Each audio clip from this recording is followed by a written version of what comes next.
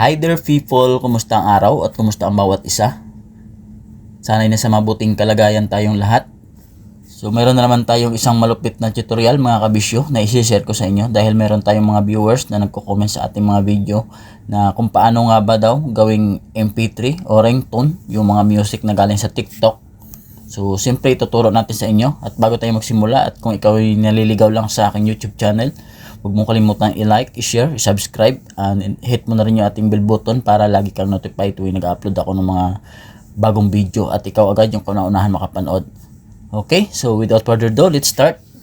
Siyempre, punta tayo dito sa ating TikTok dahil gusto natin kumuha ng mga music doon. So open natin yung ating TikTok. Ayan, so dito tayo sa TikTok na. So punta tayo dito sa search.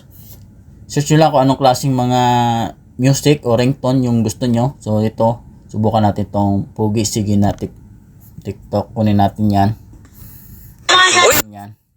Pogi, sige na. Pogi, sige na. Pogi, may detect sa'yo. Yan. So nakita nyo itong mga kabisyo. Kunin natin to. So hanapin nyo itong arrow sa baba dahil i-copy link natin yan. Kukopyahan natin yung link. Yan nyo, kita nyo yung link na to. Ayan, so pindutin nyo yung link, tapos makita natin dito sa baba yung copy link. Ayan, pindutin nyo lang yung copy link na yan. Ayan, nakita nyo, nag-upload nyo yung link copy. So, labas na tayo dito sa ating TikTok na to, application. So, punta naman tayo dito sa ating browser. Gamitin natin si Google Chrome. So, pindutin natin si Google Chrome na yan. Open lang natin.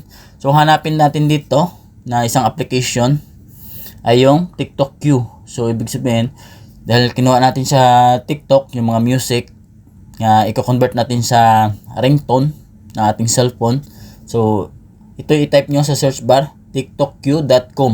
So, ayan yung pinakauna-unahan. So, dahil kinapin natin kanina, so pindutin nyo lang tong page na to, automatic, nandyan na yung link. Ganun lang kabilis itong TikTok Q. So, siyempre gusto natin download, pindutin nyo yung download. Ayan. Scroll down lang kayo. Ayan, marami tayong option dito. Download without watermark. Ayan. Mga silver na to. Mamili kayo dyan. So, ayan. So, pindutin natin itong download MP3. Dahil gusto natin MP3. Dahil gawin natin ringtone. So, pindutin nyo lang MP3 na to. Ayan. So, ganoon lang kabilis. Tapos punta na dito, pwede natin i-play yan. Pogi, may detect sa'yo. Pogi.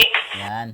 So nakita niyo yung mga kabisyo, ganun lang kabilis at sobrang dali lang mag-download dito. So sana nakuha nyo ito. So labas na tayo dito.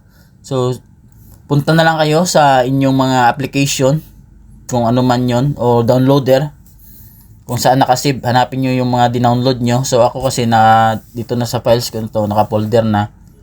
So puntahan ko dito yung downloads. Ayan.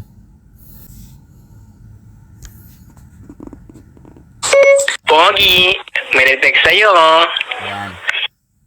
Mamili lang kayo dyan sa player kung ayaw gumana sa isang player. So mamili kayo dyan. Dahil ito kasi may option na ibang player. So ayan, halimbawa nandito na yung download natin, punta lang kayo dito sa dot sa taas.